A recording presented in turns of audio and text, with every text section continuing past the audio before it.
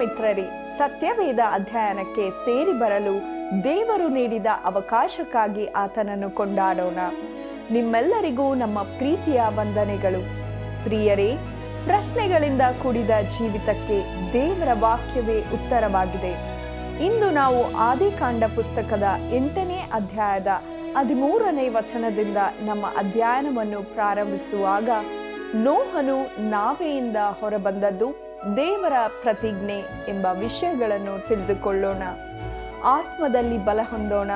ನಮ್ಮ ಅಧ್ಯಯನವನ್ನು ಪ್ರಾರಂಭಿಸೋಣ.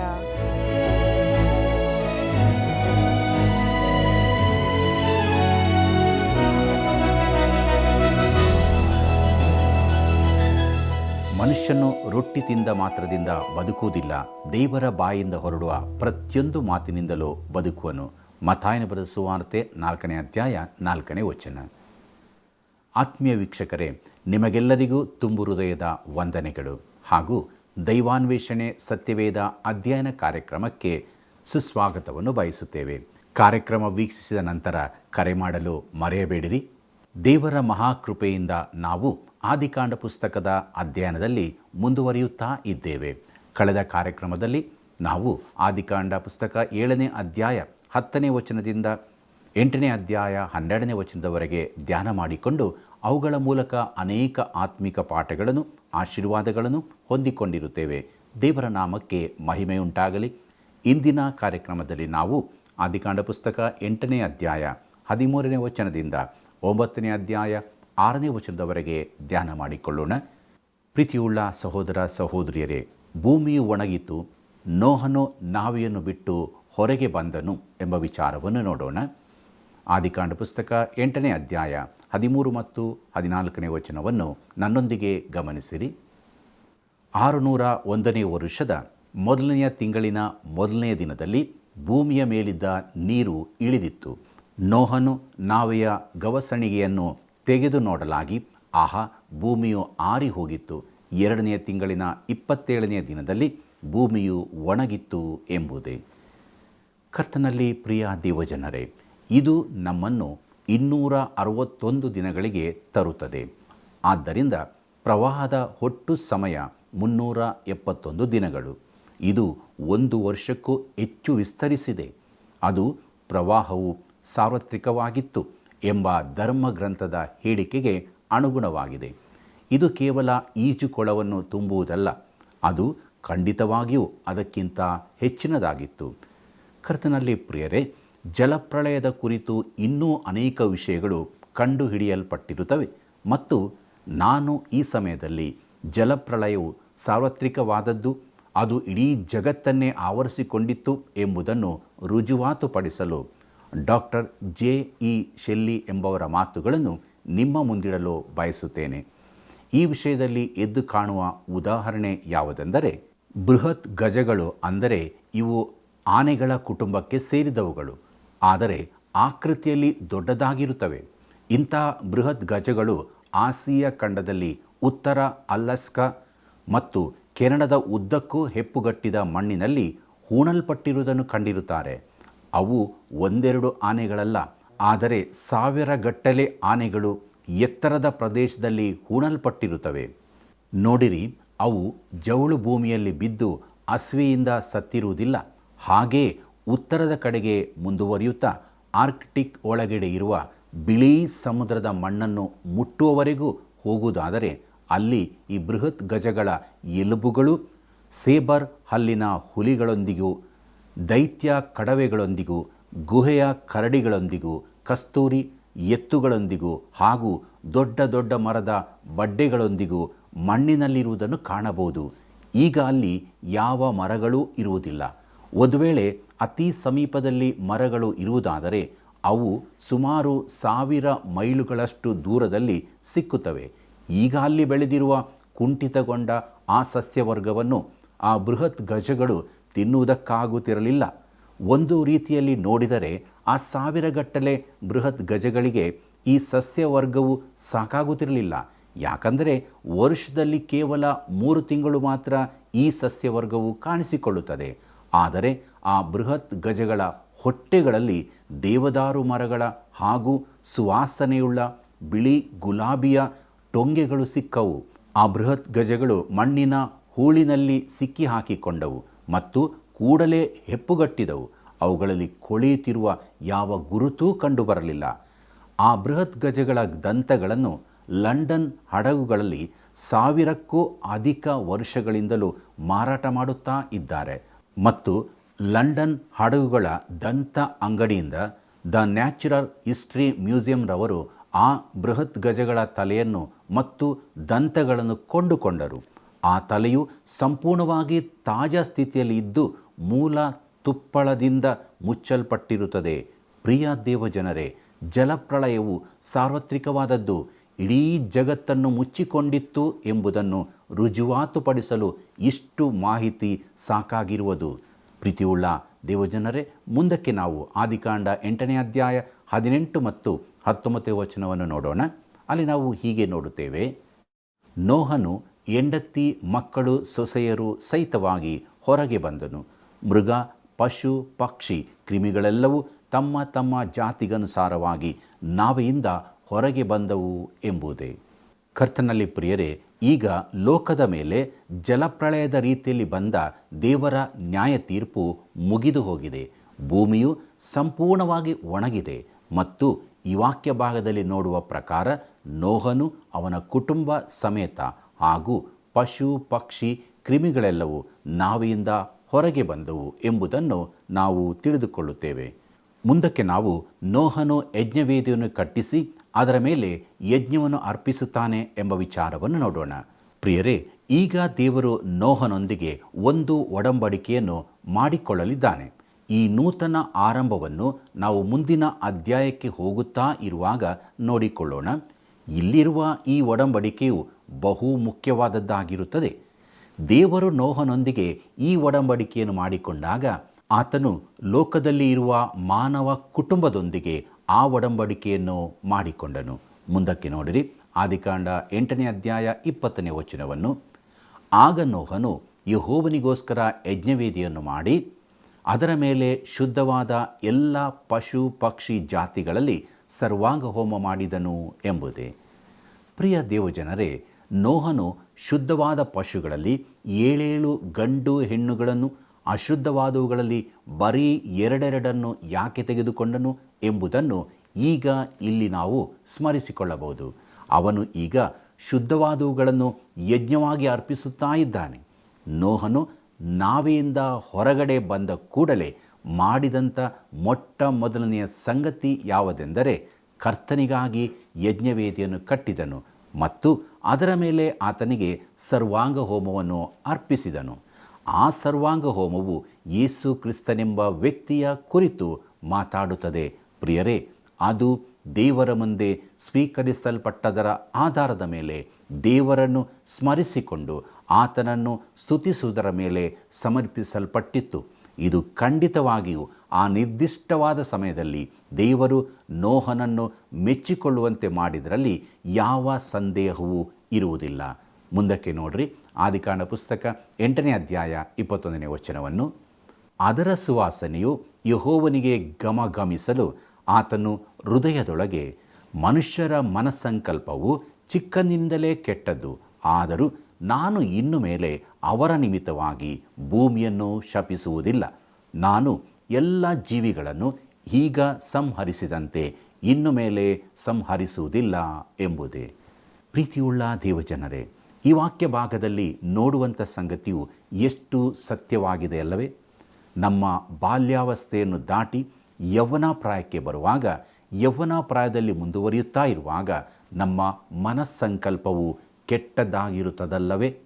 ಇಂದಿನ ನಮ್ಮ ಸಮಾಜದಲ್ಲಿ ನಾವು ನೋಡುವುದಾದರೆ ಯುವಜನರ ದಂಗೆಯನ್ನು ಕಾಣಬಹುದು. ನೋಹನ ಕಾಲದಲ್ಲಿದ್ದ ಸ್ಥಿತಿಯ ದಿಕ್ಕಿನಲ್ಲಿಯೇ ನಾವು ಮುಂದುವರಿಯುತ್ತಾ ಇರುವುದು ಆಸಕ್ತಿಕರವಾಗಿದೆಯಲ್ಲವೇ? ಹೌದು ಪ್ರಿಯರೇ, ಮನುಷ್ಯರ ಮನಸ್ಸಂಕಲ್ಪವು ಚಿಕ್ಕಂದಿನಿಂದಲೇ ಕೆಟ್ಟದ್ದು ಎಂಬುದಾಗಿ ದೇವರ ವಾಕ್ಯದಲ್ಲಿ ನೋಡಿಕೊಂಡಿದ್ದೇವೆ. ಅದು ಸುಧಾರಿಸಲ್ಪಟ್ಟಿರುವುದಿಲ್ಲ ಹಾಗೂ ಸುಧಾರಿಸಲು ಆಗುವುದೂ ಇಲ್ಲ. ಅದು ಬಹು ದೀರ್ಘಕಾಲದ ಹಿಂದೆಯೇ ಮಾಡಲ್ಪಟ್ಟ ನಿಖರವಾದ ಹೇಳಿಕೆಯಾಗಿ ಸಂಭವಿಸುತ್ತದೆ. ಒಮ್ಮೆ ನಾನು ರಾತ್ರಿ ಸಮಯದಲ್ಲಿ ಆಸ್ಪತ್ರೆಯಲ್ಲಿ ಭೇಟಿ ನೀಡಿದಾಗ 2 ಹಾಸಿಗೆಗಳ ನಡುವೆ ಪರದೆ ಎಳೆಯಲ್ಪಟ್ಟಿತ್ತು. ಒಬ್ಬಳು ರೋಗಿಯು ತನ್ನ ಗಂಡನೊಂದಿಗೆ ಮಾತನಾಡುವುದನ್ನು ಕೇಳಿಸಿಕೊಂಡಾಗ ಇನ್ನೊಬ್ಬರನ್ನು ಯಾರು ಮೀರಿಸಬಹುದು ಎಂದು ನೋಡಲು ಆ ಇಬ್ಬರ ನಡುವಿನ ಸ್ಪರ್ಧೆಯಂತೆ ತೋರುತ್ತಿತ್ತು ಅವರ ಮಾತುಗಳು. ಇಬ್ಬರು ಮನುಷ್ಯರ ಕಡೆಯಿಂದ ಬಂದ ಅಂತಹ ಅಶ್ಲೀಲತೆಯ ಮಾತನ್ನು ನಾನು ಎಂದಿಗೂ ಕೇಳಿಸಿಲ್ಲ.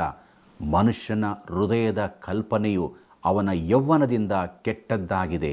ಇದು ಬಹಳ ಹಿಂದೆಯೇ ಮಾಡಲಾದ ನಿಖರವಾದ ಹೇಳಿಕೆಯಾಗಿದೆ. ಪ್ರಿಯರೇ, ಮುಂದಕ್ಕೆ ನೋಡೋಣ. ಆದಿಕಾಂಡ ಪುಸ್ತಕ 8ನೇ ಅಧ್ಯಾಯ 22ನೇ ವಚನವನ್ನು. ಭೂಮಿಯು ಇರುವ ತನಕ ಬಿತ್ತನೆಯು, ಕೊಯ್ಲು, ಚಳಿಯು, ಸೆಕೆಯು, ಬೇಸಿಗೆ ಕಾಲವು, ಹಿಮಕಾಲವು, ಹಗಲು, ಈರುಳು ಇವುಗಳ ಕ್ರಮ ತಪ್ಪುವುದೇ ಇಲ್ಲ ಅಂದುಕೊಂಡನು ಎಂಬುದೇ. ಪ್ರಿಯ ದೇವಜನರೇ, ಜಲಪ್ರಳಯವು ಎಷ್ಟು ಭಯಂಕರವಾಗಿತ್ತೆಂದರೆ ಅದು ಭೂಮಿಯನ್ನೇ ಬಾಗಿಸಿತ್ತು ಎಂಬ ಒಂದು ಸಲಹೆ ಸೂಚನೆ ಇರುತ್ತದೆ.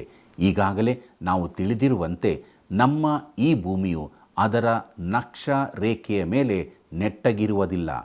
ಅಯಸ್ಕಾಂತದ ಕೇಂದ್ರವು ಮತ್ತು ಈ ಭೂಮಿಯು ಸುತ್ತುತ್ತಿರುವ ಕೇಂದ್ರವು ಬೇರೆ ಬೇರೆಯಾಗಿರುತ್ತವೆ.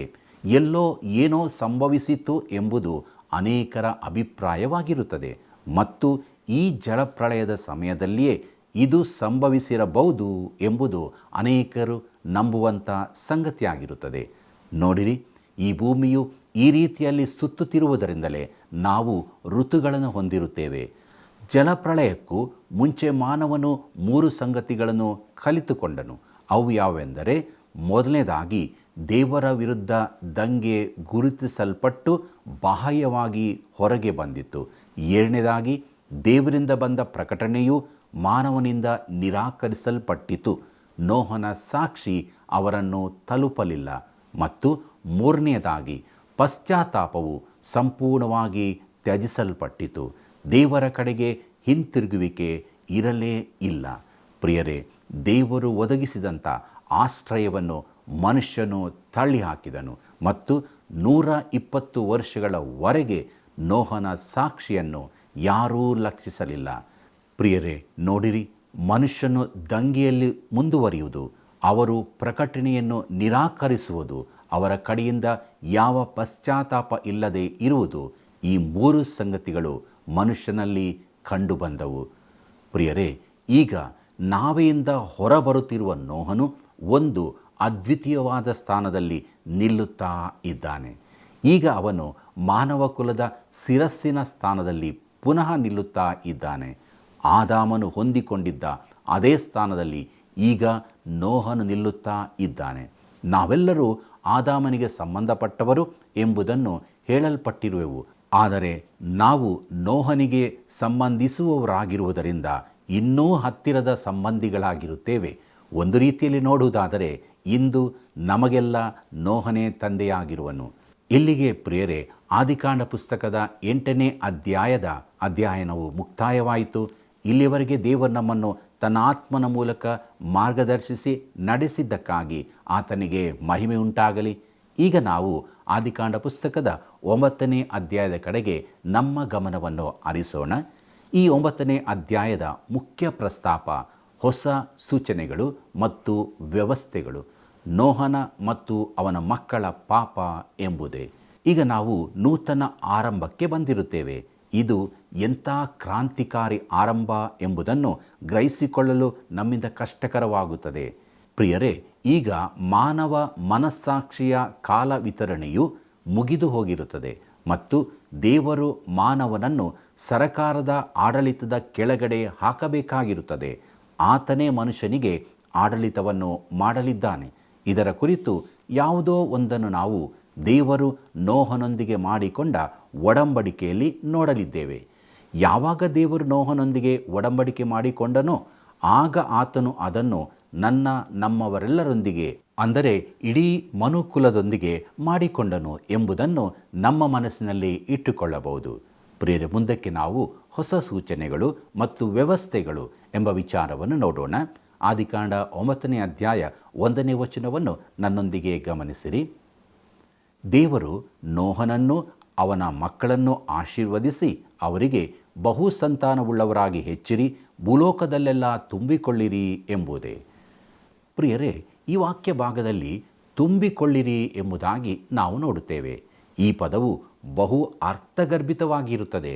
ಯಾಕಂದರೆ ಜಲಪ್ರಳಯಕ್ಕೂ ಮುಂಚೆ ಇಲ್ಲಿ ನಾಗರಿಕತೆ ಇತ್ತು ಎಂಬುದನ್ನು ನಾವೆಲ್ಲರೂ ತಿಳಿದಿರುತ್ತೇವೆ. ಮತ್ತು ಈಗ ಅಂದರೆ ಜಲಪ್ರಳಯದ ನಂತರವೂ ಒಂದು ನಾಗರಿಕತೆ ಇರಬೇಕಾಗಿರುತ್ತದೆ. ನೋಡಿರಿ, ದೇವರು ಆದಾಮನಿಗೆ ಭೂಲೋಕದಲ್ಲೆಲ್ಲ ತುಂಬಿಕೊಳ್ಳಿರಿ ಎಂಬುದಾಗಿ ಹೇಳಿದಾಗ ಈ ಲೋಕದಲ್ಲಿ ಆಗಲೇ ಜೀವಿಗಳು ಇದ್ದರು ಎಂಬುದನ್ನು ಊಹಿಸಿಕೊಳ್ಳುತ್ತೇವೆ. ಅವರಿಗೆ ಯಾವ ಹೆಸರಿನಿಂದ ಕರೆಯಬೇಕು ಎಂಬುದು ನನಗೆ ತಿಳಿದಿರುವುದಿಲ್ಲ. ಆದರೆ ಅವರು ಆದಾಮನಿಗಿಂತ ಒಂದು ವೇಳೆ ಮುಂಚಿತವಾಗಿ ಇದ್ದಿರಬಹುದು. ಅವರೂ ಸಹ ದೇವರಿಂದ ಸೃಷ್ಟಿಸಲ್ಪಟ್ಟ ಸೃಷ್ಟಿ ಜೀವಿಗಳಾಗಿದ್ದರು ಎಂಬುದು ಸ್ಪಷ್ಟವಾಗಿ ತಿಳಿದುಬರುತ್ತದೆ. ಮತ್ತು ಅದಕ್ಕಿಂತಲೂ ಇನ್ನೂ ಹೆಚ್ಚಾಗಿ ಹೋಗುವುದಾದರೆ ಅದು ಕೇವಲ ಊಹೆಯಾಗಿರುತ್ತದೆ. ದಯಮಾಡಿ ಗಮನಿಸಿರಿ, ದೇವರು ನೋಹನಿಗೆ ಹೇಳುತ್ತಿರುವಂಥ ಮೊಟ್ಟ ಮೊದಲನೆಯ ಸಂಗತಿ ಏನೆಂದರೆ, ಬಹು ಸಂತಾನವುಳ್ಳವರಾಗಿ ಹೆಚ್ಚಿರಿ ಮತ್ತು ಭೂಲೋಕದಲ್ಲೆಲ್ಲ ತುಂಬಿಕೊಳ್ಳಿರಿ ಎಂಬುದಾಗಿ. ಅಲ್ಲಿ ಸಂತಾನದ ಪ್ರಸರಣವಿರಬೇಕಾಗಿರುತ್ತದೆ. ದೇವರು ಈ ಆದೇಶವನ್ನು ವಿಶೇಷ ಸಂದರ್ಭಗಳ ಅಡಿಯಲ್ಲಿ ಕೊಟ್ಟನು ಎಂಬುದನ್ನು ನೆನಪಿಸಿಕೊಳ್ಳಬೇಕು. ಇಂದು ನಾವು ಜನಸಂಖ್ಯೆಯ ಸ್ಫೋಟದಲ್ಲಿದ್ದೇವೆ ಮತ್ತು ಬಹು ಅಪಾಯಕಾರಿಯಾಗಿರುವ ಅತಿ ಜನಸಂಖ್ಯೆಯೂ ಇರುತ್ತದೆ. ಹೇಗೋ ನೋಹನು ಒಂದು ಅದ್ವಿತೀಯ ಸ್ಥಾನದಲ್ಲಿ ನಿಂತುಕೊಂಡನು. ಅವನು ಮತ್ತು ಅವನ ಕುಟುಂಬದವರು ಮಾತ್ರ ಅಲ್ಲಿ ಇದ್ದರು. ಹೆದ್ದಾರಿಯಲ್ಲಿ ಚಾಲನೆ ಮಾಡುವುದನ್ನು, ಬೆಳಿಗ್ಗೆ ಕೆಲಸಕ್ಕೆ ಹೋಗುವುದನ್ನು ನೀವು ಊಹಿಸಬಲ್ಲಿರ? ಮತ್ತು ನಿಮ್ಮ ಮುಂದೆ ಕಾರುಗಳು, ನಿಮ್ಮ ಬಲಕ್ಕೆ ಕಾರುಗಳು, ನಿಮ್ಮ ಎಡಕ್ಕೆ ಕಾರುಗಳು, ನಿಮ್ಮ ಹಿಂದೆ ಕಾರುಗಳು ಹಾರ್ನ್ ಮಾಡುವುದನ್ನು ನೀವು ಊಹಿಸಬಲ್ಲಿರ? ನೀವು ಟ್ರಾಫಿಕ್ ಗೊಣಗಾಟದಲ್ಲಿದ್ದೀರಿ. ನಂತರ ಸುಮಾರು 1 ವರ್ಷದ ನಂತರ ನೀವು ಹೆದ್ದಾರಿಯಲ್ಲಿ ಹೋಗುತ್ತೀರಿ ಮತ್ತು ಅಲ್ಲಿ ಮತ್ತೊಂದು ಕಾರು ಇಲ್ಲ. ನಿಮ್ಮದು ಒಂದೇ ಕಾರು. ನೀವು ಎಲ್ಲ ಟ್ರಾಫಿಕ್ ದೀಪಗಳನ್ನು ಕೆಡವಬಹುದು. ನೀವು ಮಾತ್ರ ವಾಹನ ಚಲಾಯಿಸುತ್ತಿರುವುದರಿಂದ ಅವು ನಿಮಗೆ ಬೇಕಾಗಿಲ್ಲ. ಇದು ನಮಗೆ ಅಸಾಮಾನ್ಯ ಅನುಭವವಾಗುತ್ತದೆ ಅಲ್ಲವೇ? ಸರಿ, ಇದು ನೋಹನ ಕಾಲದಲ್ಲಿ ಅವನ ಅನುಭವವಾಗಿತ್ತು. ಮುಂದಕ್ಕೆ ನಾವು ಆದಿಕಾಂಡ 9ನೇ ಅಧ್ಯಾಯ 2ನೇ ವಚನವನ್ನು ನೋಡೋಣ. ಭೂಮಿಯ ಮೇಲಿರುವ ಎಲ್ಲ ಮೃಗಗಳು, ಆಕಾಶದ ಎಲ್ಲ ಪಕ್ಷಿಗಳು, ನೆಲದ ಮೇಲೆ ಹರಿದಾಡುವ ಎಲ್ಲ ಕ್ರಿಮಿಗಳು, ಸಮುದ್ರದ ಮೀನುಗಳು ನಿಮಗೆ ಬೆದರಿ ಅಂಜಿಕೊಳ್ಳುವವು. ನಾನು ಅವುಗಳನ್ನೆಲ್ಲ ನಿಮ್ಮ ಸ್ವಾಧೀನಕ್ಕೆ ಕೊಟ್ಟಿದ್ದೇನೆ ಎಂಬುದೇ. ಕರ್ತನಲ್ಲಿ ಪ್ರಿಯರೇ, ದೇವರು ಮಾಡಿಕೊಂಡ ಒಡಂಬಡಿಕೆಯ ಮತ್ತೊಂದು ಭಾಗವು ಪ್ರಾಣಿ ಲೋಕದ ಮೇಲೆ ಮನುಷ್ಯನ ಸಂರಕ್ಷಣೆ ಮತ್ತು ಆಡಳಿತವಾಗಿರುತ್ತದೆ. ಈ ಸಮಯಕ್ಕಿಂತ ಮುಂಚೆ ಆ ಸಂಬಂಧವು ವ್ಯತ್ಯಾಸವಾದದ್ದಾಗಿತ್ತು. ಖಂಡಿತವಾಗಿಯೂ ಆಗ ಮನುಷ್ಯನು ಮಾಂಸವನ್ನು ತಿನ್ನುವನಾಗಿರಲಿಲ್ಲ ಎಂಬುದು ಸ್ಪಷ್ಟವಾಗಿ ತಿಳಿದುಬರುತ್ತದೆ. ಆಗ ಎಲ್ಲ ಪ್ರಾಣಿಗಳು ಸಾಕು ಪ್ರಾಣಿಗಳಾಗಿದ್ದವು ಮತ್ತು ಸಾಕು ಪ್ರಾಣಿಗಳನ್ನು ತಿನ್ನಲು ಯಾರೂ ಬಯಸುವುದಿಲ್ಲ. ನೋಡಿರಿ, ಜಲಪ್ರಳಯವು ಬರುತ್ತದೆ ಎನ್ನುವಾಗ ಎಲ್ಲ ಪ್ರಾಣಿಗಳು ತಾವಾಗಿಯೇ ನೋಹನ ಬಳಿಗೆ ಬಂದವು ಎಂಬುದನ್ನು ನಾವು ನೆನಪಿನಲ್ಲಿಡಬೇಕು. ಅವುಗಳಿಗೆ ಮನುಷ್ಯನ ಕುರಿತು ಯಾವ ಭಯವೂ ಇರಲಿಲ್ಲ. ಈಗ ಪ್ರಾಣಿಗಳು ಮನುಷ್ಯನಿಗೆ ಭಯಪಡುತ್ತವೆ. ಆದಾಗ್ಯೂ ಪ್ರಾಣಿ ಪ್ರಪಂಚಕ್ಕೆ ಮನುಷ್ಯನೇ ಕಾರಣ. ಪ್ರಾಣಿ ಪ್ರಪಂಚದ ಬಗ್ಗೆ ಮನುಷ್ಯನ ವರ್ತನೆ ಒಂದು ಕ್ರೂರ ಕತೆ. ಮನುಷ್ಯನು ಅನೇಕ ಪ್ರಾಣಿಗಳನ್ನು ನಿರ್ನಾಮ ಮಾಡಲು ಪ್ರಯತ್ನಿಸುತ್ತಿದ್ದಾನೆ. ಸರಕಾರ ಮಧ್ಯ ಪ್ರವೇಶಿಸದಿದ್ದರೆ ಹವಾಯಿನ್ ದ್ವೀಪಗಳ ಸುತ್ತಲಿನ ಎಲ್ಲ ತಿಮಿಂಗಿಲಗಳನ್ನು ಮನುಷ್ಯರು ಹಣಕ್ಕಾಗಿ ಕೊಂದು ಹಾಕುತ್ತಿದ್ದರು. ಒಂದು ಕಾಲದಲ್ಲಿ ಪಶ್ಚಿಮದಲ್ಲಿ ಎಮ್ಮೆಗಳು ದೊಡ್ಡ ಹಿಂಡುಗಳಲ್ಲಿದ್ದವು, ಆದರೆ ಅವುಗಳನ್ನು ಮನುಷ್ಯ ಕೊಲ್ಲುತ್ತಿದ್ದನು. ಇಂದು ಪ್ರಾಣಿಗಳು ಮತ್ತು ಪಕ್ಷಿ ಜೀವಗಳನ್ನು ರಕ್ಷಿಸಲು ನಮಗೆ ಆಶ್ರಯ ತಾಣಗಳು ಇರಬೇಕು. ನಾವು ಹಾಗೆ ಮಾಡುವುದು ಒಳ್ಳೆಯದು. ಪ್ರಿಯರೇ, ಆಫ್ರಿಕಾದ ಪ್ರಾಣಿಗಳನ್ನು ನಿರ್ನಾಮ ಮಾಡಲಾಗುತ್ತಿದೆ. ಹೌದು, ಮಾನವನು ಪ್ರಬಲವಾದ ಕ್ರೂರ ಜೀವಿಯಾಗಿದ್ದಾನೆ. ಈ ಮಾನವನಿಂದ ಪ್ರಾಣಿಗಳನ್ನು ಸಂರಕ್ಷಿಸಲು ಒಂದು ಸರ್ಕಾರದ ಅಗತ್ಯತೆ ಇರುತ್ತದೆ. ಮುಂದಕ್ಕೆ ನೋಡ್ರಿ, ಆದಿಕಾಂಡ 9ನೇ ಅಧ್ಯಾಯ 3ನೇ ವಚನ. ಭೂಮಿಯ ಮೇಲೆ ತಿರುಗುವ ಎಲ್ಲ ಜೀವಜಂತುಗಳು ನಿಮಗೆ ಆಹಾರವಾಗಿರುವವು. ನಾನು ನಿಮ್ಮ ಆಹಾರಕ್ಕೆ ಪೈರುಗಳನ್ನು ಕೊಟ್ಟಂತೆ ಇವುಗಳನ್ನು ಕೊಟ್ಟಿದ್ದೇನೆ ಎಂಬುದೇ. ಕರ್ತನಲ್ಲಿ ಪ್ರಿಯರೇ, ಈಗ ದೇವರು ಮಾನವನಿಗಾಗಿ ಆಹಾರಕ್ಕಾಗಿ ಹೊಸ ಒದಗಿಸುವಿಕೆಯನ್ನು ನೀಡುತ್ತಾ ಇದ್ದಾನೆ. ಜಲಪ್ರಳಯಕ್ಕಿಂತ ಮುಂಚೆ ದೇವರು ಹಸಿರಾದ ಭೂಮಿಯನ್ನು, ಅಂದರೆ ಸಸ್ಯ ಜೀವಿಯನ್ನು ಮಾನವನಿಗೆ ಆಹಾರಕ್ಕಾಗಿ ನೀಡಿದನು. ಈಗ ಅವನು ಪ್ರಾಣಿ ಜೀವವನ್ನು ತಿನ್ನಲು ಶಕ್ತನಾಗಿರುವನು ಎಂಬುದಾಗಿ ದೇವರು ನೋಹನಿಗೆ ಹೇಳುತ್ತಾ ಇದ್ದಾನೆ.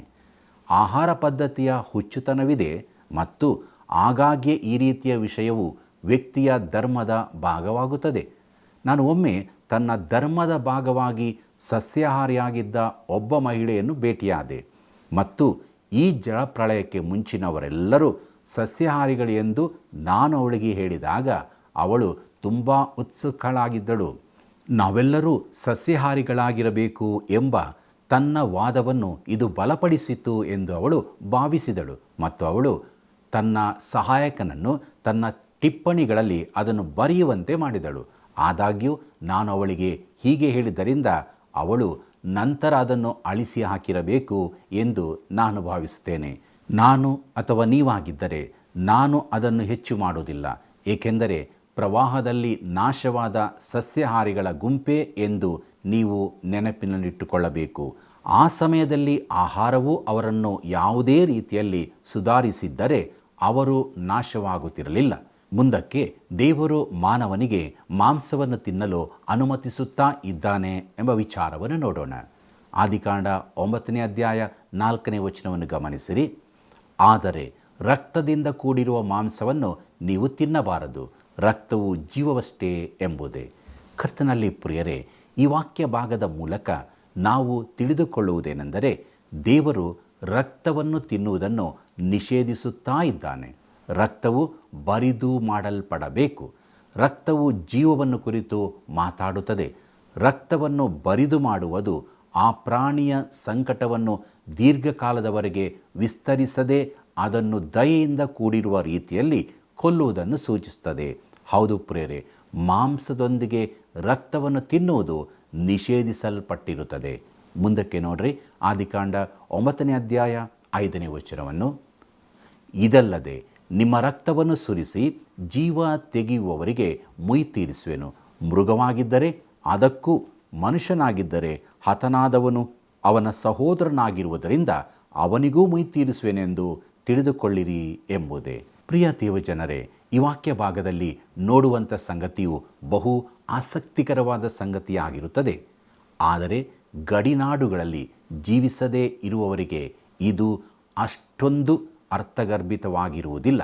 ನಾವು ಎದುರಿಸುವ ಕೆಲವು ಪ್ರಾಣಿಗಳು ಅವು ಹೊತ್ತುಕೊಂಡು ಹೋಗುವ ರೋಗಾಣುಗಳಿಂದಾಗಿ ಮನುಷ್ಯನಿಗೆ ನಿಜವಾದ ಅಪಾಯವನ್ನು ತಂದುಕೊಡುತ್ತಾ ಇವೆ.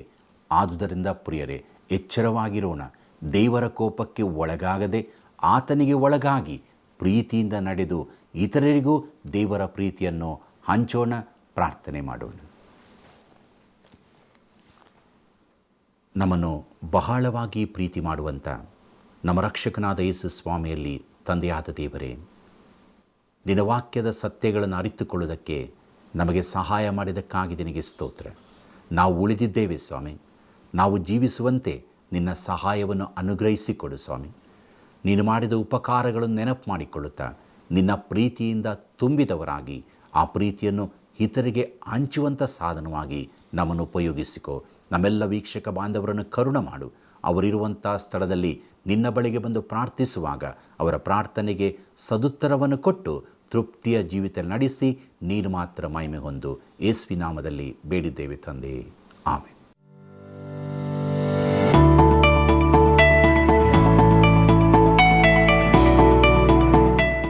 ಇಂದಿನ ಅಧ್ಯಯನಕ್ಕೆ ಒಂದು ಪ್ರಶ್ನೆ.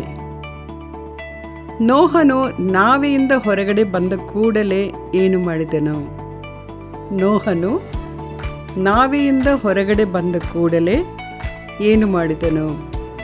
ಉತ್ತರ: ದೇವರನ್ನು ನಮಸ್ಕರಿಸಿದನು, ದೇವರನ್ನು ಸ್ತುತಿಸಿದನು, ದೇವರಿಗೆ ಯಜ್ಞವೇದಿಯನ್ನು ಕಟ್ಟಿದನು.